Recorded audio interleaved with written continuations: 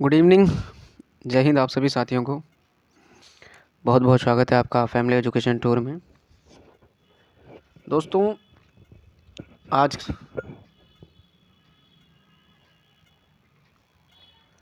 Good evening, जय हिंद आप सभी साथियों को। बहुत बहुत स्वागत है आपका फैमिली एजुकेशन टूर में। दोस्तों आज हम लोगों की छुट्टी थी, मतलब ऑफिस से मैंने आज ऑफ ले रखा था कुछ कारणों से, और मेरे पास थोड़ा सा समय बचा हुआ था।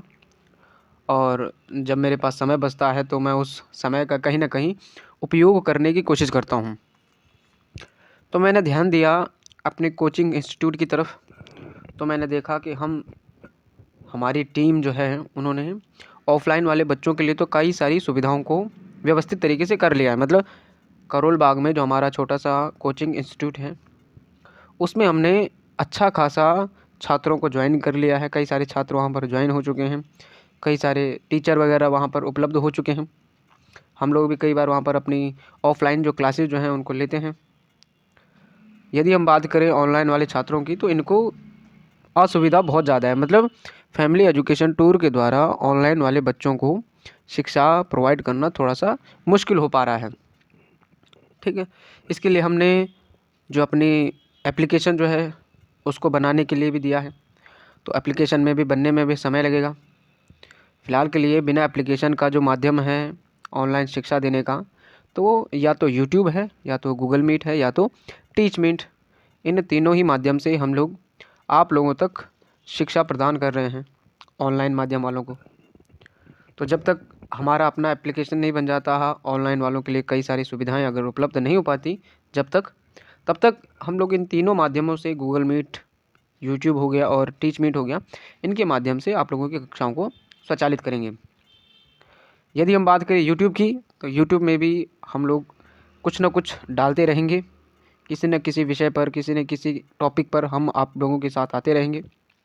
आज मेरा जो टॉपिक रहेगा वो आधुनिक भारत के इतिहास के कुछ प्रमुख प्रश्न हैं बेटा, इनको हम डिस्कस करेंगे। ये वो प्रश्न हैं जो कई बार हम कॉम्पिटिटिव एग्ज़ाम में देखते हैं। कई सारे ऐसे प्रतियोगी परीक्षाएं हैं जो कि मॉडर्न हिस्ट्री के क्वेश्चनों को सेलेक्ट करती हैं या उनको पूछती हैं। यूपीएससी या यूपीपीएससी के अलावा जो एमपीपीएससी हो गया, बीपीपीएससी हो गया, या कोई भी और राज्य लोक सेवा आयोग हो गया, एसएससी हो गया, एनडीए तक में भी इन प्रश्नों की कई बड़ी भूमिका देखी जाती है आधुनिक भारत के इतिहास की। तो आज हम कुछ ऐसे प्रश्नों को डिस्कस करेंगे जो कि इम्पोर्टेंट रहेंगे हमारे हर एक एग्ज़ाम के लिए। इससे पहले हमारे ऑनलाइन वाले बच्चों के लिए कुछ सुविधाएं हमारे द्वारा उपलब्ध की जा रही हैं। जैसे कि इन लोगों के लिए हमने कुछ व्हाट्सएप ग्रुप हो गया, टेलीग्राम ग्रुप हो गया, इनका मैनेजमेंट वगैरह किया है, जिसमें आपको करंट अफेयर्स के साथ साथ डेली नोट्स वगैरह, लाइव क्लासेस वगैरह ये दी जाती है गूगल मीट या किसी अन्य माध्यम से, जिसमें यूट्यूब भी शामिल है बेटा। इसके अलावा यदि हम बात करें आप लोगों के यूपीएससी के बैच की, तो 2023-24 का बैच ऑफलाइन वाले बच्चों के लिए खुल चुका है। यदि हम ऑनलाइन वाले बच्चों की हम बात करें तो ऑनलाइन वाले बच्चों के लिए हमने मॉडर्न हिस्ट्री का एक बैच शुरू किया था बेटा। ठीक है, इसमें आप लोग ज्वाइन कर सकते हैं। 2023 वाले जो बच्चे जो है, या 2024 वाले, जिनको भी यूपीएससी या किसी भी अन्य प्रतियोगी परीक्षा में मॉडर्न हिस्ट्री अगर ज़रूरी है तो आप लोग क्या कर सकते हैं, उसको ज्वाइन कर सकते हैं बेटा। ठीक है, तो चलिए आज बढ़ते हैं हमारी आधुनिक भारत के इतिहास की कक्षा की तरफ, जो कि बहुत ज़रूरी होने वाली है। बिपिन चंद्रा से हम लोगों ने ये जो क्वेश्चन जो हैं ये उठा रखे हैं। इसके अलावा आप सभी से एक छोटी सी रिक्वेस्ट भी है कि हमारा जो यूट्यूब चैनल है वो थोड़ा सा नया है, तो इसको थोड़ा सा शेयर करें। इस वीडियो को जितने सारे आप अपने दोस्तों के साथ, अपने साथियों के साथ शेयर करेंगे उतना हमारे लिए थोड़ा सा अच्छा रहेगा। आप लोगों के लिए ही होता है। यदि यूट्यूब ग्रोथ करता है तो आप ही लोगों की वजह से होगा। तो चलिए बढ़ते हैं आज की क्लास की तरफ। और आप लोगों के लिए जो पहला प्रश्न है बेटा, वो स्थायी बंदोबस्त के सिद्धांत से संबंधित है। आप सभी को पता है कि जब ब्रिटिशों ने हमारे ऊपर राज करना शुरू कर दिया था, आर्थिक रूप से भी, राजनीतिक रूप से वो इतना सक्षम हो चुके थे कि वो अब हमारे ऊपर शासन करने की स्थिति में थे। तो बेटा उस समय उन्होंने कुछ बंदोबस्त शुरू किए थे, जिसमें से रैयतवाड़ी था, महलवाड़ी था, स्थायी बंदोबस्त था। तो आपसे क्वेश्चन पूछा जाता है कि स्थायी बंदोबस्त का सिद्धांत किसने दिया था। तो देखो बेटा, इस स्थायी बंदोबस्त को सिद्धांत जो है ना वो हमारे लॉर्ड कॉर्नवालिस के द्वारा दिया गया था। यदि हम बात करें ना हमारे स्थायी बंदोबस्त की, स्थायी बंदोबस्त मूल रूप से टैक्स वसूलने का एक माध्यम था। उन्होंने कहा कि हाँ एक स्थायी बंदोबस्त है, इसके माध्यम से लोगों को या जो ज़मींदार जो है किसानों को क्या देना था, हमारा टैक्स देना था। तो लॉर्ड कॉर्नवालिस की हम बात करें, इसके द्वारा ये स्थायी बंदोबस्त लागू किया गया था। मूल रूप से ये बंगाल और अंग्रेज़ों के बीच ही एक समझौता था, जिसमें अंग्रेज़ों ने ये कहा था कि हम बंगाल में स्थित सारी की सारी जगह में क्या करेंगे, टैक्स वसूलेंगे। यदि हम बात करें कि ये स्थायी बंदोबस्त को कब लागू किया गया था, तो 22 मार्च 1793 में इसको लागू किया गया था। 1793 की हम बात करें ना बेटा, इसको लागू किया गया था। किसके द्वारा, हमारे लॉर्ड कॉर्नवालिस के द्वारा। तो ये प्रश्न भी कई बार पूछा जाता है। चलिए बढ़ते हैं अगले प्रश्न की तरफ। फिर से स्थायी बंदोबस्त से संबंधित है ना, फिर से प्रश्न पूछा गया है। स्थायी बंदोबस्त के तहत जमींदारों को पूरे राजस्व का कितना प्रतिशत राज्य को देना तय हुआ था। ये भी कई बार क्वेश्चन पूछा जाता है बेटा कि कितना प्रतिशत स्थायी बंदोबस्त में टैक्स देना था। तो ध्यान रखिएगा 89% जो देना था वो क्या देना था, टैक्स देना था बेटा हमारे ज़मींदारों को। हमारे ज़मींदारों को कहा गया था कि तुम कितना परसेंट, 89% टैक्स दोगे। किसको, ब्रिटिश सरकार को या राज्य जो भी उस समय के वहाँ पर अंग्रेज वगैरह थे उनको कितना परसेंट, 89% देने के लिए वादा या इनको कहा गया था। चलिए बेटा अगले प्रश्न की तरफ हम लोग बढ़ते हैं। अगला जो प्रश्न जो है वो सुरक्षा प्रकोष्ठ नीति से है बेटा। ये मल्टी टाइम पूछा जाता है, किसी भी एग्ज़ाम की हम बात करें ना तो इसके बारे में कई बार पूछा जाता है, सुरक्षा प्रकोष्ठ नीति। इसको नोट भी कर लीजिएगा। इसकी एक भी इंटरेस्टिंग कहानी है। आजकल हम मॉडर्न हिस्ट्री की क्लास वगैरह चला रहे हैं, तो उसमें आप जुड़ेंगे तो कहीं ना कहीं इस सुरक्षा प्रकोष्ठ नीति के बारे में भी आप लोग जानेंगे। एक व्यक्ति था बेटा हमारा, ये जो हमारे बंगाल में जो पहला गवर्नर जनरल बन के आया था, उसका नाम था वॉरेन हेस्टिंग्स। इसके द्वारा इस सुरक्षा प्रकोष्ठ नीति को लागू किया गया था।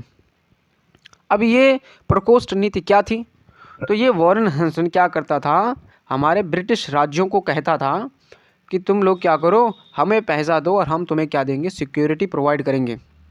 मतलब कोई एक राज्य मान के चलिए, चाहे वो बंगाल हो या कोई भी अन्य, बिहार हो, असम हो, कोई भी क्षेत्र हो, इनसे अंग्रेज लोग पैसा लेते थे और पैसा लेने के बाद इस राज्य में अपनी सेना को स्थापित कर देते थे और कहते थे कि अब तुम्हारे जो सुरक्षा जो है वो हम लोग करेंगे। मतलब राज्य अंग्रेज़ों को पैसा देते थे किस चीज़ के लिए, अपनी सुरक्षा को सुनिश्चित करने के लिए। तो ये किसके द्वारा बेटा, वॉरेन हेस्टिंग्स के द्वारा इसको लागू किया गया था। मूल रूप से 1772 के करीब 1772 के बाद इस नीति को लागू किया गया था वॉरेन हेस्टिंग्स के बाद। अगले प्रश्न, पाँचवें प्रश्न की तरफ बढ़ते हैं बेटा।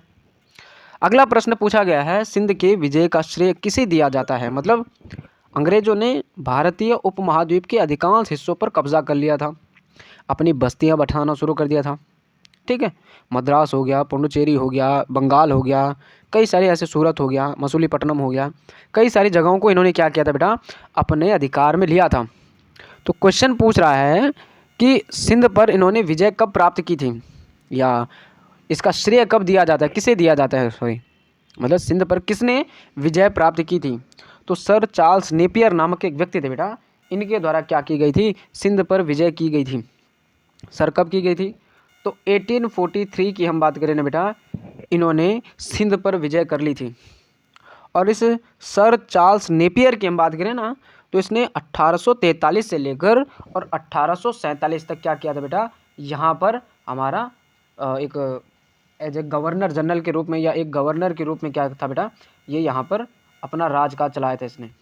1847 तक इन्होंने क्या किया था, यहाँ पर एज ए गवर्नर जनरल बन के रहे थे। कौन, हमारे सर चार्ल्स नेपियर। ठीक है, इन्होंने क्या किया था, सिंध पर विजय प्राप्त की थी। मूल रूप से ये अभी हमारे पाकिस्तान में है। इसके अलावा छठवें प्रश्न की तरफ हम लोग बढ़ते हैं। हमारे लिए हर एक प्रश्न महत्वपूर्ण है और टाइम थोड़ा सा कम है, तो छठवें प्रश्न की तरफ बढ़ते हैं। क्वेश्चन पूछा गया है कि सहायक संधि प्रणाली के जनक किसे कहा जाता है।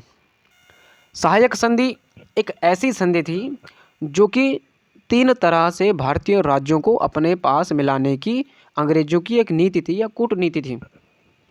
अंग्रेज लोगों को या राज्यों को अपनी तरफ आकर्षित करते थे, चाहे धन का लालच दे के या राजनीति का लालच दे के ये लोग अपने साथ लोगों को मिलाते थे। तो इनके साथ सहायक संधि की जाती थी।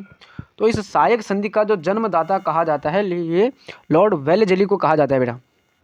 ये लॉर्ड वेलेस्ली भारत में आने वाला एक हमारा गवर्नर जनरल था। इसके द्वारा क्या किया गया था, एक संधि को लागू किया गया था जिसका नाम था सहायक संधि। ये सहायक संधि मूल रूप से 1789 में इसने लागू की थी और इस सहायक संधि को ये कम से कम 1805 तक लागू करता चला गया बेटा। मतलब सहायक संधि के दौरान इसने कई सारे राज्यों से सहायक संधि की, उनको अपने राज्यों में मिलाया और ब्रिटिश का एक क्या बना दिया, प्रांत बना दिया या उसको अपने आप में मिला दिया बेटा। तो सहायक संधि के जो जन्मदाता हैं वो लॉर्ड वेलेस्ली को कहा जाता है और इसने 1789 से लेकर 1805 तक इसने क्या किया था बेटा, इस सहायक संधि को लागू किया था। अब दोबारा से जो प्रश्न पूछा गया है बेटा 7वां, वो फिर से सहायक संधि के ऊपर ही पूछा गया है कि सहायक संधि को सुनिश्चित एवं व्यापक स्वरूप किसने प्रदान किया था। तो वही आंसर रहेगा लॉर्ड वेलेस्ली बेटा। लॉर्ड वेलेस्ली इसका है ना जन्मदाता भी था और इसको जो सुनिश्चित रूप से जो व्यापक रूप जो प्रदान किया था, अच्छे तरीके से लागू किसने किया था, तो इसी व्यक्ति के द्वारा इसको लागू किया गया था। यदि हम बात करें 8वें प्रश्न की बेटा, 8वां प्रश्न पूछा गया है कि सर्वप्रथम लोहा इस्पात उद्योग की स्थापना कहाँ की गई थी। मतलब अगर आपसे क्वेश्चन पूछा जाए कि भारत में सर्वप्रथम लोहा इस्पात जो उद्योग जो है उसकी स्थापना कहाँ की गई थी, तो बिहार में की गई थी बेटा। बिहार में सबसे पहले लोहा इस्पात जो है उसकी क्या की गई थी, स्थापना की गई थी। कब की गई थी, तो 1874 की हम बात करें, 1874 में क्या की गई थी, लोहा इस्पात की स्थापना की गई थी हमारे बिहार में बेटा। ये बहुत ही एक अच्छा एक पहलू था जब लोहे को अधिक महत्व दिया गया और ज़्यादा महत्व दिया गया था और कई सारे कार्यों में इसको क्या देने लगा था, महत्व देने लगे थे बेटा। अगले प्रश्न की तरफ हम लोग बढ़ते हैं बेटा। अगला प्रश्न मेरे फेवरेट से पूछा गया, मतलब ये जो सर टॉमस मुनरो जो था ये मेरा फेवरेट था बेटा। ठीक है, हालांकि अंग्रेज किसी के है ना पसंदीदा नहीं रहे हैं, है ना, हर कोई अंग्रेज़ों को है ना बुरी नज़रों से ही देखता था, लेकिन फिर भी कुछ ऐसे व्यक्ति रहते हैं, मतलब अंग्रेज़ों के भी कई सारे ऐसे दार्शनिक थे जो हमारे प्रिय थे, है ना, कई सारे सिद्धांत उन्होंने दिए थे। कई सारे ऐसे दार्शनिकों की हम चर्चा करते हैं या कई बार हम इनके बारे में पढ़ते हैं जो कि भारत के न होते हुए भी भारत के पक्ष में उन्होंने कार्य किए थे। हालांकि टॉमस मुनरो ने कभी भी भारत के पक्ष में कोई अच्छा कदम नहीं उठाया था, लेकिन फिर भी इसका जो व्यक्तिगत जीवन जो है वो मेरे को बहुत अच्छा लगा था बेटा। तो क्वेश्चन पूछा जाता है कि सर टॉमस मुनरो जो हैं वो किस भूराज बंदोबस्त से संबंधित है, या टॉमस मुनरो के द्वारा कौन सा बंदोबस्त लागू किया गया था, भूराज बंदोबस्त। इसके लिए भी मैं कई बार एक है ना वीडियो बनाई था, लेकिन शायद वो डिलीट हो गई है। इसके लिए मैं दोबारा से एक वीडियो बनाऊंगा जो भारत में जो भू राजस्व की जो व्यवस्था जो है, जिसमें रैयतवाड़ी था, महलवाड़ी था, स्थायी बंदोबस्त था, कई सारे इसमें क्या देखे जाते हैं बेटा, बंदोबस्त देखे जाते हैं। तो सर टॉमस मुनरो के द्वारा रैयतवाड़ी बंदोबस्त को क्या किया गया था बेटा, लागू किया गया था। ये जो रैयतवाड़ी जो बंदोबस्त जो है ना, ये हमारे टॉमस मुनरो ने कम से कम 1792 से लेकर, है ना, और इसके अंत तक भी इसको चलाया गया था। मतलब जब अंग्रेज़ों का शासनकाल बहुत अच्छी तरीके से सुदृढ़ हो चुका था, बंगाल के अधिकांश क्षेत्रों में इन्होंने क्या कर लिया था, अपना आधिपत्य जमा लिया था। तो बात करें हम 1792 की, तो उस समय इस रैयतवाड़ी बंदोबस्त को स्थापित किया गया था। और सबसे पहले भी यदि हम बात करें कि किस राज्य में या किस प्रांत में इसको लागू किया गया था, तो मद्रास में इसको सबसे पहले लागू किया गया था बेटा। तो क्वेश्चन पूछा जाता है कि रैयतवाड़ी बंदोबस्त कौन सी जगह में और कब लागू किया गया था। तो रैयतवाड़ी बंदोबस्त 1792 से लेकर, है ना, इसके अंत तक ये बना रहा था, और कहाँ पर, हमारे मद्रास में इसको सबसे पहले क्या किया गया था, बनाया गया था या उसको लागू किया गया था बेटा। अगला प्रश्न 10वां प्रश्न आपकी मोबाइल स्क्रीन पे। 10वां प्रश्न यह है कि जो संगोला की जो संधि है वो कब की गई थी। एक संधि हुई थी, ये जो संगोला की संधि जो है वो 1750 में हुई थी बेटा। अब ये तो आपको पता ही है कि संगोला की जो संधि जो है वो किस किस के बीच हुई थी। यदि नहीं पता है तो हम आपको बता देते हैं। हमारे मराठाओं के एक राजा थे जिनका नाम था राजा राम सेकंड या राजा राम द्वितीय, इनके और पेशवाओं के बीच ये संधि हुई थी बेटा। अब सभी को पता है कि छत्रपति शिवाजी महाराज के मरने के बाद जो उनके पोते थे छत्रपति शाहू महाराज, इन्होंने क्या किया था कि एक पोस्ट बनाई थी, एक पदवी बनाई थी जिसका नाम था पेशवा। आगे चलकर ये पेशवा ही खुद मराठाओं के ऊपर भारी पड़ने लगे और मराठाओं के जो शक्ति जो है वो क्षीण हो गई और नई शक्ति उभर कर आई जिसका नाम था पेशवा। तो पेशवाओं और हमारे राजा राम सेकंड के बीच क्या हुई थी, एक संधि हुई थी, जिसके बाद राजा राम जो थे वो मूल रूप से एक नाम मात्र के राजा बने रहे थे और आर्थिक और सैनिक जितनी सारी शक्तियां जो थी वो पेशवाओं के अधीन हो गई थी। तो संगोला की संधि भी आप याद रखिएगा, मराठाओं के बीच और हमारे पेशवाओं के बीच ये हुई थी, मतलब मराठा और पेशवाओं के बीच हुई थी। कब हुई थी? तो 1750 में ये हुई थी बेटा। अगले प्रश्न की तरफ बढ़ते हैं। अगला प्रश्न 11वां प्रश्न है कि जो वोडियार जो था वो कहाँ का शासक था। एक राजा का नाम था जिसका नाम था वोडियार। ये मूल रूप से एक शासक के रूप में भी सामने आते हैं, एक राजवंश के रूप में भी है ना सामने आते हैं। यदि हम बात करें वोडियार कहाँ का शासक था या किस राज्य का शासक था, तो मैसूर रियासत का क्या था, ये शासक था बेटा। ये वोडियार साम्राज्य की स्थापना वैसे 1399 में हुई थी। 1399 में इसकी स्थापना होती है, इस साम्राज्य की स्थापना। आगे चल कर 1400 में फिर से बर्बाद हो जाता है। और फिर से यदि हम बात करें ये वोडियार के शासनकाल के जब अंग्रेज़ों का भारत में आना होता है तो उस समय ये दोबारा से क्या होता है, ये साम्राज्य उभरने लगता है बेटा। और अंत में मैसूर को भी हमारे अंग्रेज़ों के साथ क्या कर लिया जाता है, मिक्स कर लिया जाता है। आगे बढ़ते हैं। अगला प्रश्न वास्को डी गामा से पूछा गया है, ठीक है। और आप सभी को पता है कि पुर्तगाली, डच और अंग्रेज़ों और फ्रांसीसियों के बारे में हम पहले ही पढ़ चुके हैं। आजकल इसके ऊपर बहुत अच्छी तरीके से हमने स्टडी की थी। तो ये प्रश्न आप लोगों के लिए बहुत ज़्यादा ज़रूरी रहता है क्योंकि इसके बारे में हमने आप लोगों को एक नहीं दो बार बताया है।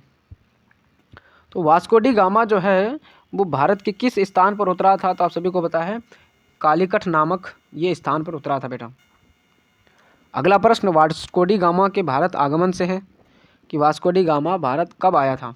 तो मई में ये आया था और 1498 के करीब ये कहाँ पहुँचा था, हमारे कालीकट में पहुँचा था।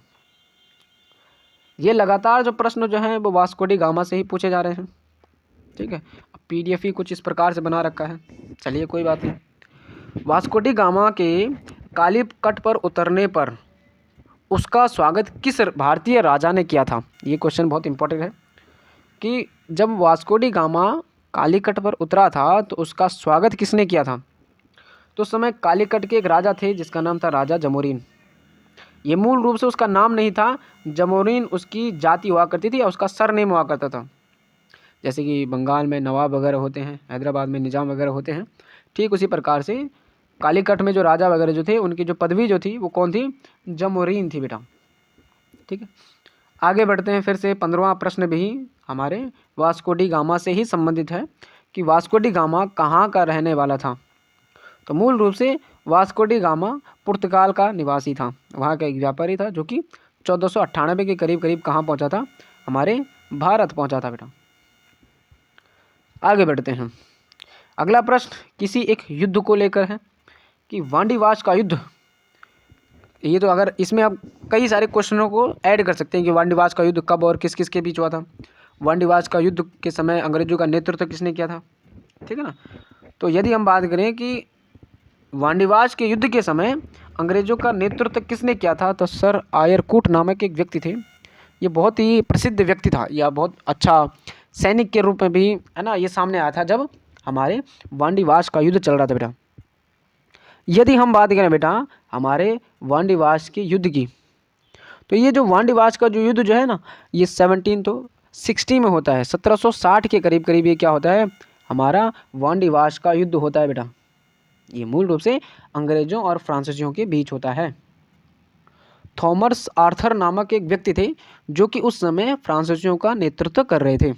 तो क्वेश्चन 2 बन गए हैं कि वांडीवाश के युद्ध के समय अंग्रेजों का नेतृत्व कौन कर रहा था, तो उत्तर बनेगा सर आयरकूट।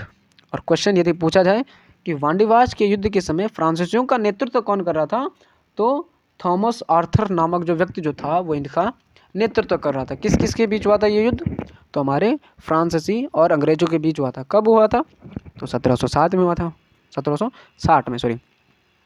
ठीक है, अगले प्रश्न की तरफ हम लोग बढ़ते हैं बेटा। ये प्रश्न बहुत ज़्यादा इंपॉर्टेंट है, सारे के सारे प्रश्न 50 प्रश्नों की श्रृंखला है। इसमें हर साल कोई ना कोई प्रश्न टकराता ही है किसी न किसी एग्ज़ाम में। ये जो प्रश्न जो है 17वां प्रश्न, इसका उत्तर मैं पहले ही आपको बता चुका हूँ कि वांडीवाश का जो युद्ध जो है वो 1760 के करीब करीब हुआ था बेटा।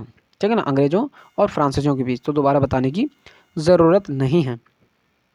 अगला प्रश्न फिर से पुर्तगालियों से संबंधित है कि वह पुर्तगाली कौन था जिसने गोवा पर अधिकार किया था। तो आप सभी को पता है कि अल्फांसो डी अल्ब्रुक नामक जो व्यक्ति जो था, इसके द्वारा गोवा पर अधिकार किया गया था 1510 में। 1510 की हम बात करें ना बेटा, तो हमारे पुर्तगालियों ने गोवा को छीन लिया था। इसकी कहानी वगैरह भी मैं आपको बता चुका हूँ। अब दोबारा से मैं उस कहानी को बताने के लिए आऊँ तो क्लास जो है वो बहुत ज़्यादा लंबी हो जाएगी, इसलिए इस टॉपिक को आप है ना छोड़ दीजिएगा कि कब हो और कैसे है ना इस पर कब्जा किया गया था, किसके साथ युद्ध हुआ था। ठीक है ना, फिलहाल के लिए आप ये याद रखिएगा कि पुर्तगाली जो अल्फांसो डी अल्ब्रुक था, जो कि भारत आने वाला एक वायसराय के रूप में या साम्राज्य विस्तार के लिए जो आया था, उसने गोवा पर अधिकार किया था 1510 के करीब करीब। अगला प्रश्न 19वां प्रश्न कि लोहगढ़ किला नामक जो स्थान जो है उस पर लोहगढ़ किला किसने बनाया था। या आप इस प्रकार से भी इस प्रश्न को पढ़ सकते हैं कि लोहगढ़ जो किला जो है वो किसने बनवाया था। तो लोहगढ़ किला मूल रूप से बंदा बहादुर के द्वारा बनाया गया एक किला था बेटा। ये बंदा बहादुर हमारे सिखों के 10 गुरुओं के बाद जो सिखों की जो बागडोर जो है वो इसी बंदा बहादुर के हाथों में आ गई थी बेटा।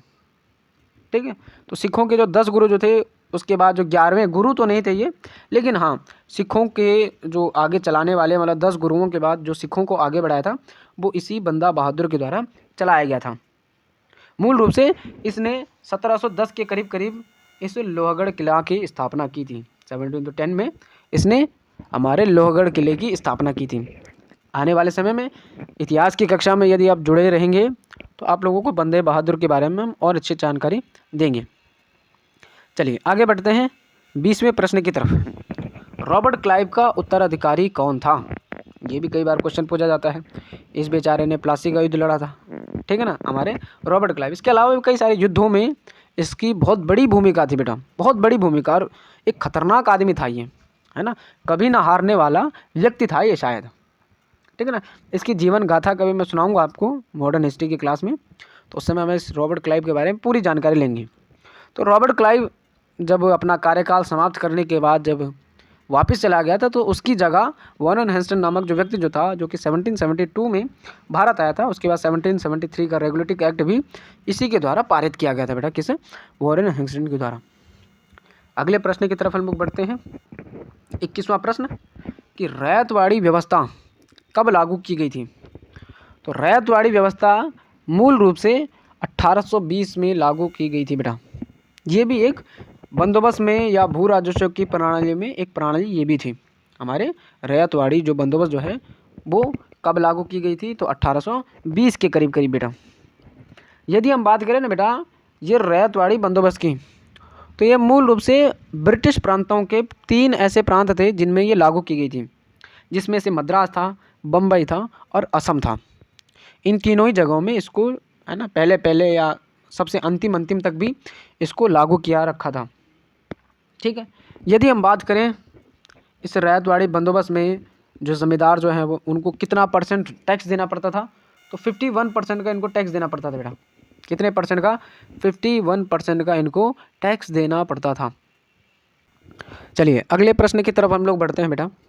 अगला प्रश्न पूछा गया है 22वां प्रश्न कि रेल विभाग के लिए पृथक रूप से रेल बजट कब से आरंभ हुआ था। ये थोड़ा सा एक महत्वपूर्ण प्रश्न है बेटा। क्यों, क्योंकि जब भारत में रेलवे की स्थापना हुई थी 1853 के करीब करीब, जब भारत में रेल को स्वचालित किया गया था, तो उस समय इसके लिए बजट तो तैयार किया जाता था, लेकिन केंद्रीय जो बजट जो है उसके साथ साथ इसको है ना रखना था। मतलब केंद्रीय बजट जितना सारा तैयार होता था उसमें रेल को है ना दिया जाता था। लेकिन 1924 के बाद इसके लिए अलग से बजट बनाया गया बेटा, कि हाँ रेल के लिए जो बजट जो है वो अलग से बनाया जाएगा बेटा। तो ये इम्पोर्टेंट प्रश्न है, इसको आप नोट करते हुए या याद करते हुए चलिएगा। चलिए अगले प्रश्न की तरफ हम लोग बढ़ते हैं बेटा। अगला प्रश्न पूछा गया है कि राज्य हड़प नीति के अंतर्गत कौन कौन से भारतीय राज्यों पर कब्जा किया गया था। इस राज्य हड़प नीति के बारे में हम आप लोगों को बताएंगे। किसी न किसी पेज में या इसी क्लास में आपको कहीं ना कहीं राज्य हड़प नीति के बारे में और जानकारी मिलेगी। फिलहाल के लिए आप ये जानकारी रखिएगा कि राज्य हड़प नीति जो है वो एक ऐसी हड़प नीति थी जिसके तहत अंग्रेज भारतीय राज्यों को अपने पास मिला लेते थे। इसके लिए कुछ कंडीशन होती थी, जैसे वहाँ का उत्तराधिकारी कोई छोटा बच्चा हो, आने वाले समय में कोई पुरुष राजा न हो। इस प्रकार की कई सारी स्थितियाँ थी जिनके तहत अंग्रेज लोग हमारे भारतीय राज्यों को अपने आपस में मिला लेते थे, अपने पास मिक्सअप कर लेते थे। तो यदि हम बात करें भारतीय राज्यों की कि कौन कौन से ऐसे भारतीय राज्य थे जिनको राज्य हड़प नीति के तहत कब्जे में ले लिया गया था, तो सबसे पहले था झांसी। झांसी की रानी जहाँ की थी, झांसी की रानी का जो एक छोटा सा बच्चा जो था उसको ये लोग राजा नहीं मानते थे अंग्रेज वगैरह, तो झांसी पर इन्होंने क्या कर लिया था, कब्जा कर लिया था। इसके अलावा नागपुर की हम बात करें, सतारा की हम बात करें, जयपुर की हम बात करें, अवध और संभलपुर, ये कुछ ऐसे क्षेत्र थे बेटा जहाँ पर अंग्रेजों के द्वारा कब्जा कर लिया गया था। क्यों? क्योंकि यहाँ पर कुछ ऐसे राज्य थे जहाँ पर अपने कोई उत्तराधिकारी नहीं थे, और यदि उत्तराधिकारी थे भी तो वो अयोग्य थे। इसलिए इन सभी राज्यों को क्या कर लिया गया था, हमारे राज्य नीति हड़प के तहत क्या था, इसको ज्वाइन कर लिया गया था या उनको अंग्रेजों के साथ मिला लिया गया था या विलय कर दिया गया था। अगला प्रश्न भी राज्य हड़प नीति से संबंधित है कि राज्य हड़प नीति किसके द्वारा लागू की गई थी, तो लॉर्ड डलहौजी के द्वारा इसको लागू किया गया था बेटा। लॉर्ड डलहौजी ने इसको 1848 में इसको लागू किया था और 1856 तक इसको लागू रखा था बेटा। 1848 की हम बात करें, 1848 से लेकर और 1856 तक बेटा इसको लागू किया गया था। सो इतना छोटा कार्यकाल, क्योंकि बेटा 1856 में जब इन्होंने अवध पर कब्जा किया था तो अवध के जो लोग जो थे उन्होंने है ना भड़कना शुरू कर दिया था। और इसके अलावा यदि हम बात करें इसके एक साल बाद, मतलब 1856 के बाद 1857 की क्रांति के बारे में आप सभी के सभी है ना भली बात ही परिचित हैं। तो 1857 की क्रांति के बाद इन लोगों ने राज्य हड़प नीति को पूरी तरीके से छोड़ दिया था। अर्थात जो सबसे लास्ट में जो राज्य हड़प नीति के तहत मतलब अंग्रेजों के साथ विलय हुआ था वो अवध था। अवध को इन्होंने 1856 के करीब इन्होंने अपने साथ मिलाया था बेटा। चलिए अगले प्रश्न की तरफ हम लोग बढ़ते हैं कि राजा रणजीत सिंह और अंग्रेजों के बीच कौन सी संधि हुई थी। तो ध्यान रखिएगा बात, अंग्रेजों और हमारे रणजीत सिंह के बीच हमारी अमृतसर की संधि हुई थी बेटा। ये अमृतसर की संधि मूल रूप से 1809 के करीब हुई थी। 1809 में ये अमृतसर की संधि हुई थी हमारे अंग्रेजों और राणा रणजीत सिंह। अब ये राणा रणजीत सिंह कौन थे, तो हमारे पंजाब के एक शासक थे, ठीक है ना। चलिए अगले प्रश्न की हम बढ़ते हैं। ये भी प्रश्न पूछा गया हमारे रणजीत सिंह से ही कि रणजीत सिंह ने किस स्थान पर अधिकार करने के बाद महाराणा की उपाधि धारण की थी। तो लाहौर में जब इन्होंने बेटा क्या कर लिया था, अपना अधिकार कर लिया था लाहौर में। ये मूल रूप से 1798 में इन्होंने कब्जा किया था। 1798 की हम बात करें तो इन्होंने कहाँ पर, हमारे लाहौर में कब्जा कर लिया था। उसके पश्चात इनको क्या दी गई थी, महाराणा की उपाधि दी गई थी, ठीक है। लाहौर मूल रूप से अभी वर्तमान के पाकिस्तान में है बेटा, ठीक है। चलिए अगले प्रश्न की हम लोग बढ़ते हैं। 27वां प्रश्न मुगल बादशाह से संबंधित है बेटा कि मुगल बादशाहों ने किसे नवाब की पदवी दी थी। तो नवाब की पदवी लेने वाला जो व्यक्ति जो था वो डुप्ले था, ठीक है। अभी जो डुप्ले की हम बात करें ना बेटा, ये फ्रांसीसियों का एक गवर्नर था या गवर्नर जनरल था, जो कि फ्रांसीसी ईस्ट इंडिया कंपनी के द्वारा भारत में नियुक्त किया गया था। इसने प्रथम कर्नाटक युद्ध में भी अपना रोल दिखाया था और उसके बाद द्वितीय कर्नाटक युद्ध में भी इसका बहुत बड़ा योगदान था। द्वितीय कर्नाटक युद्ध में फ्रांसीसियों की हार के बाद डुप्ले के वापस बुला दिया जाता है। ये सारा की सारी जानकारी मैंने आपको आधुनिक भारत के इतिहास की कक्षा में पूरी तरीके से दे रखी है बेटा, पूरी तरीके से। आज की जो क्लास जो है वो मूल रूप से आप लोगों के रिवीजन के लिए, या आप लोगों को कुछ याद भी है या कुछ याद नहीं है, इसके बारे में बताया जा रहा है। ठीक है, तो जो हमारे मुग़ल बादशाह जो हैं, इनके द्वारा नवाब की जो पदवी जो है वो किसे दी गई थी? डुप्ले को दी गई थी 1741 के करीब करीब की हम बात करें, 1741 में इसे नवाब की पदवी दी गई थी। ठीक है, चलिए अगले प्रश्न की तरफ हम लोग बढ़ते हैं बेटा। मुंशी शिवगांव की संधि किस युद्ध के पश्चात हुई थी? मतलब एक संधि हुई थी जिसका नाम था मुंशी शिवगांव। ये मूल रूप से पालखेड़ा के युद्ध के बाद इस संधि को किया गया था। अब सर ये पालखेड़ा का युद्ध कब हुआ, इसके बारे में हमें जानकारी है ही नहीं, बट हम लोग आपको जानकारी देंगे। ये पालखेड़ा का जो युद्ध जो है वो 28 फरवरी 1728 को आता बेटा। 28 फरवरी 1728 के करीब करीब की हम बात करें तो ये एक युद्ध हुआ था जिसका नाम था पालखेड़ा का युद्ध। कभी आप लोगों ने इसके बारे में नहीं पढ़ा होगा। जब हम आधुनिक भारत के इतिहास की कक्षा को देखेंगे मूल रूप से बहुत गहराई से, तो उसमें हम इस युद्ध की भी कहीं ना कहीं चर्चा करेंगे। ये युद्ध मूल रूप से बाजीराव प्रथम और हैदराबाद के निजाम के बीच होता है। कौन सा युद्ध? पालखेड़ा का जो युद्ध जो है ना बेटा, ये मूल रूप से बाजीराव प्रथम और हैदराबाद के नवाब के बीच होता है, जिसमें बाजीराव प्रथम हैदराबाद को बुरी तरीके से हराते हैं और उसके बाद इन दोनों के बीच मुंशी शिवगांव की संधि होती है बेटा। तो ये भी एक इम्पॉर्टेंट प्रश्न है, इसको भी आप लोग याद करते हुए या नोट करते हुए चलिएगा। चलिए अगले प्रश्न की हम लोग बात करते हैं। 29वां प्रश्न कि महारानी विक्टोरिया का उद्घोषणा जो पत्र जो है या घोषणा पत्र जो है वो किसने पढ़कर सुनाया था? तो हमारे लॉर्ड कैनिंग जो थे उनके द्वारा महारानी का घोषणा पत्र पढ़ा गया था।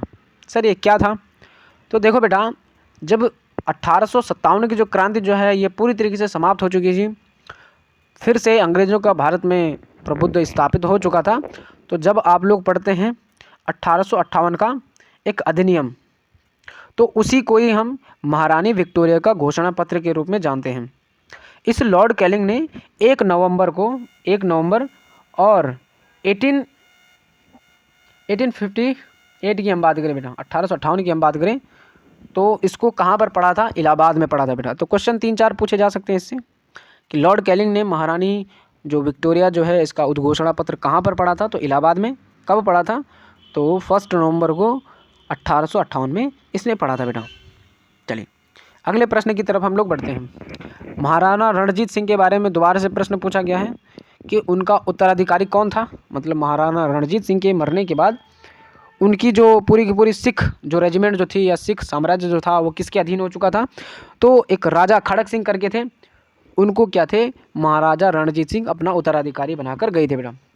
इन्होंने मूल रूप से 1801 में है ना जो रणजीत सिंह के उत्तराधिकारी के रूप में इनको चयन किया गया था। ये मूल रूप से रणजीत सिंह की इच्छा थी कि हमारे बाद खड़क सिंह क्या बने? हमारे राजा वगैरह बने या सिखों को आगे प्रमोट करें। अगले प्रश्न की तरफ हम लोग बढ़ते हैं बेटा। भारत से ब्रिटेन की ओर जो संपत्ति का जो सिद्धांत जो है, मतलब ये जो हमारे भारत से जो कई सारी संपत्ति जो है वो ब्रिटेन लेके गए थे, इसके लिए एक सिद्धांत दिया गया था जिसको हम अपवहन का सिद्धांत भी कहते हैं। इसको किसके द्वारा प्रतिपादित किया गया था? तो दादा भाई नेहरू इसमें प्रमुख रूप से भागीदार थे। इन्हीं के द्वारा ही सबसे पहले कहा गया था कि भारत से जो ब्रिटेन जो है वो बहुत बड़ी संपत्ति के रूप में जा रही है और वहाँ का आर्थिक विकास कर रही है। चलिए आगे बढ़ते हैं कि भारत में सहायक संधि का जन्मदाता किसे कहा जाता है? तो डुप्ले को कहा जाता है। ये मैंने बता ही दिया है कि फ्रांसीसियों का एक गवर्नर जनरल के रूप में ये भारत आया था बेटा।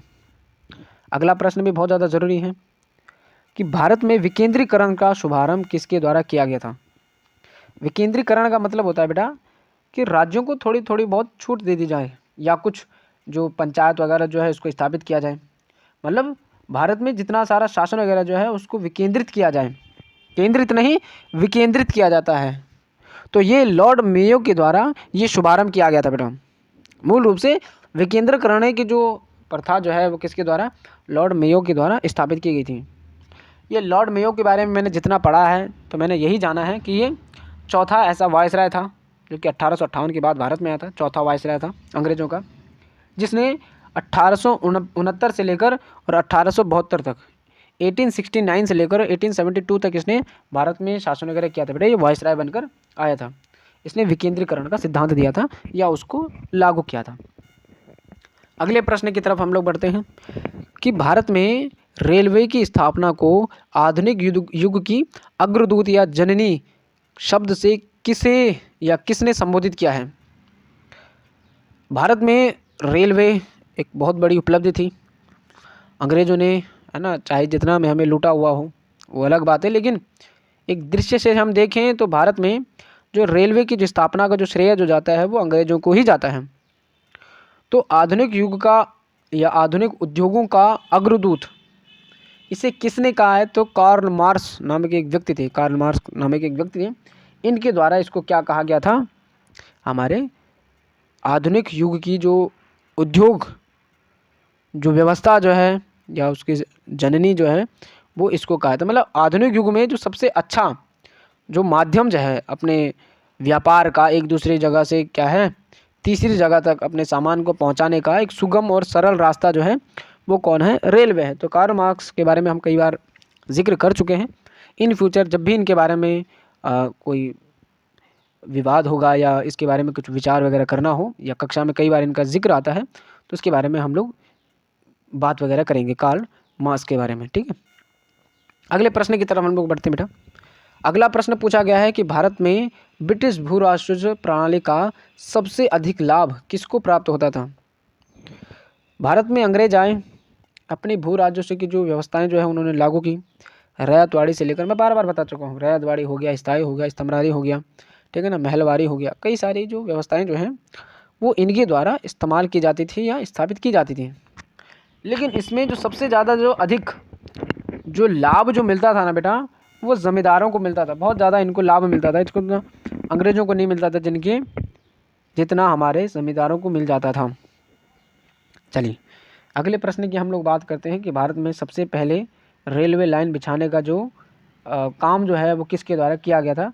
तो जॉर्ज क्लार्क नामक एक व्यक्ति थे, उनके द्वारा क्या था, भारत में सबसे पहले रेलवे लाइन बिछाई गई थी। आप सभी को पता होना चाहिए कि 15 अगस्त 1854 की हम बात करें, 1854 की हम बात करें तो इनके द्वारा क्या किया गया था, हमारे भारत में पहली बार रेलवे लाइन बिछाई गई थी।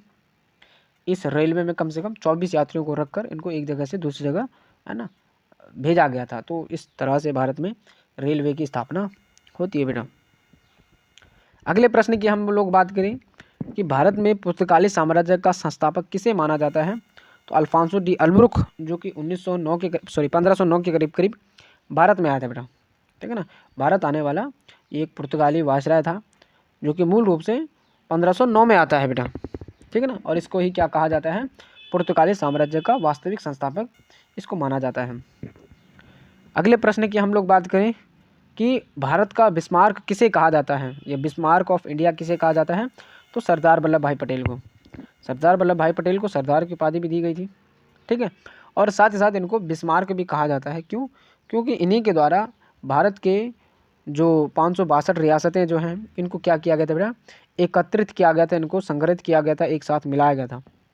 ठीक है, तो इसीलिए इनको क्या कहा जाता है, बिस्मार्क ऑफ इंडिया कहा जाता है। एक प्रश्न हमारे अरविंद घोष से भी संबंधित है कि वह क्रांतिकारी कौन था जो बाद में एक महान यौगिक बन गया था। तो अरविंद घोष जो था वो पहले क्या थे, हमारे बहुत बड़े क्रांतिकारी के रूप में थे अरविंद घोष जी। इनकी द्वारा कई सारे ऐसे कांड किए गए थे जिन्होंने अंग्रेज़ों को बहुत ज़्यादा आघात पहुंचाया था, लेकिन बाद में एक योगी के रूप में ये लोगों के सामने आए थे बेटा। अगला प्रश्न हमारे भगत सिंह से संबंधित है कि शहीद आजम के नाम से किसे जाना जाता है। तो हमारे हीरो भगत सिंह को क्या माना जाता है, शहीद आजम के रूप में इनको जाना जाता है। अगले प्रश्न की हम लोग बात करें कि भगत सिंह, राजगुरु और सुखदेव को किस लिए फांसी दी गई थी या किस केस के दौरान इनको फांसी दी गई थी। यदि हम बात करें जब इन्होंने लाहौर षड्यंत्र रचा था बेटा, मूल रूप से इन्होंने जो लाहौर षड्यंत्र रचा था ये 17 दिसंबर को 1928 को, जब इन्होंने, है ना, सुपरिटेंडेंट स्कॉट को मारने की कोशिश की थी या सैंडर्स को मारने की हत्या, है ना, इन्होंने प्लानिंग वगैरह बनाई थी। तो इसलिए इनको क्या किया गया था, हमारे लाहौर षड्यंत्र के केस के रूप में इनको फांसी की सज़ा दी गई थी बेटा। सुप्रीम जो उस समय की जो कोर्ट वगैरह जो है, इन्होंने ये निर्णय सुनाया था। अगले प्रश्न की हम बात करें कि मुस्लिम लीग ने सर्वप्रथम मुसलमानों के लिए अलग राष्ट्र की मांग कब की थी? तो 1940 में द्विराष्ट्रीय सिद्धांत जो है, दो राष्ट्र एक भारत और एक पाकिस्तान नामक जो सिद्धांत जो है, ये 1940 में मूल रूप से सबसे पहले हमारे मुस्लिम लीग ने प्रस्तावित किया था। इसमें मुख्य भूमिका के रूप में अली मोहम्मद जिन्ना जी सामने आते बेटा। ठीक है, अगले प्रश्न की हम बात करें कि समाज से अछूत तथा जो अन्य जो पिछड़े वर्गों के लिए जो अलग सी प्रथा होती थी, इसको समाप्त करने की जो मांग की गई थी वो हमारे डॉक्टर भीमराव अंबेडकर के द्वारा की गई थी। देखिए, कुछ समाज के कुछ अछूत लोग थे जो कि कुछ पिछड़े लोग भी थे। इनको अंबेडकर जी ने कहा कि इनके बीच जो छुआछूत की जो प्रथा जो है, अछूत वाली जो प्रथा जो है, इसको क्या किया जाए, समाप्त किया गया या समाप्त किया जाए। इसकी जो सबसे पहले जो मांग रखी थी वो हमारे अंबेडकर जी ने रखी थी। ठीक है ना, भारतीय संविधान के पिता के रूप में भी इनको जाना जाता है। अगले प्रश्न की हम लोग बात करें कि काशी हिंदू विश्वविद्यालय की स्थापना किसने की थी? तो मदन मोहन मालवीय के द्वारा 1916 में इसको स्थापित किया गया था। ये पहले एनी बेसेंट के द्वारा इसको स्थापित किया गया था बेटा, है ना। एनी बेसेंट के द्वारा इसको क्या किया गया था, पहले स्थापित किया गया था, जिसको नाम दिया गया था केंद्रीय हिंदू विश्वविद्यालय। बाद में मदन मोहन मालवीय ने काशी हिंदू विश्वविद्यालय या बनारस हिंदू विश्वविद्यालय की स्थापना की थी 1916 में बेटा। अगले प्रश्न की हम लोग बात करें, 45वां प्रश्न, भारतीय राष्ट्रीय कांग्रेस का श्रेय या भारतीय राष्ट्रीय कांग्रेस की स्थापना का श्रेय किसे दिया जाता है?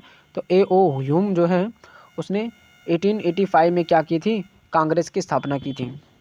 ठीक है, और आगे चलकर यही हमारे स्वतंत्रता जो आंदोलन में और अच्छी तरीके से भागीदारी रही इनकी, बंगाल विभाजन से लेकर कई सारे महत्वपूर्ण अधिवेशन इनके ये रहे जहाँ से भारतीय स्वतंत्रता को पाने के लिए कई बड़ा, है ना, हमें कदम देखने के लिए मिले थे बेटा।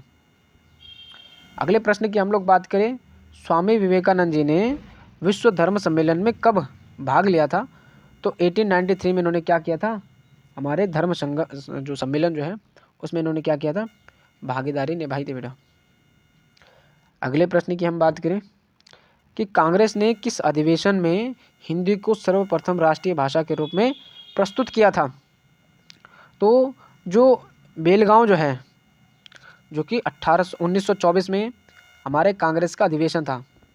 मूल रूप से इस हमारे कांग्रेस के अधिवेशन का जो अध्यक्ष जो चुना गया था, हमारे गांधी जी को चुना गया था। ये भी याद रखिएगा, जो बेलगांव में जो अधिवेशन हुआ था 1924 में, इसका जो अध्यक्ष चुना गया था हमारे महात्मा गांधी जी को चुना गया था।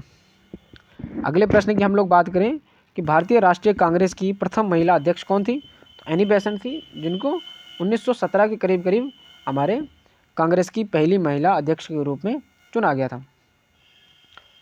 बारदोली सत्याग्रह की हम बात करें या बारदोली आंदोलन की हम बात करें तो इसका नेतृत्व सरदार वल्लभ भाई पटेल जी ने किया था, जो कि मूल रूप से गुजरात में होने वाला हमारा किसानों का विद्रोह था, जो कि मूल रूप से हमारे क्या नाम इनका, सरदार वल्लभ भाई पटेल जी के द्वारा लागू किया गया था।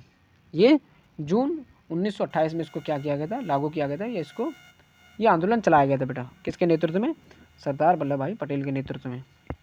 अगला प्रश्न, ये अंतिम प्रश्न होने वाला है।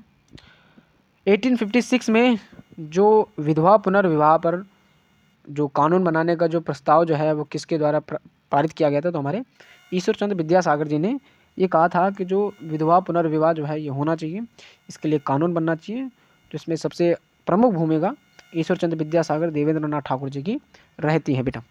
ठीक है, तो आज की क्लास में जितने सारे प्रश्न जो हैं वो आप लोगों को हमने बताए, हर एक एग्ज़ाम से ये संबंधित है बेटा। हर एक एग्ज़ाम में ये आपके क्वेश्चन पूछे जाते हैं। यदि आप लोग इस कक्षा का PDF चाहते हैं तो हमारे फैमिली एजुकेशन टूर के जो टेलीग्राम चैनल जो है वहाँ पर भी आपको मिल जाएगा। व्हाट्सएप ग्रुप में भी अगर आप जुड़ना चाहते हैं तो वहाँ पर भी आपको क्या मिल जाएगा, ये जो PDF जो है वो मिल जाएगा।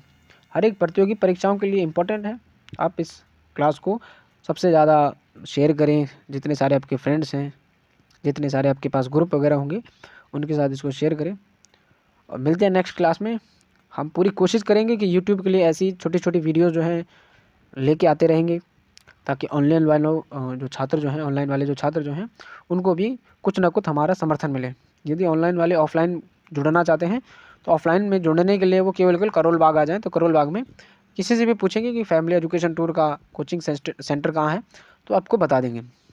फिलहाल के लिए इतना ही, मिलते हैं नेक्स्ट क्लास में बेटा। तब तक के लिए जय हिंद आप सभी को। For more updates, subscribe to our channel, click the show links and enjoy watching the videos.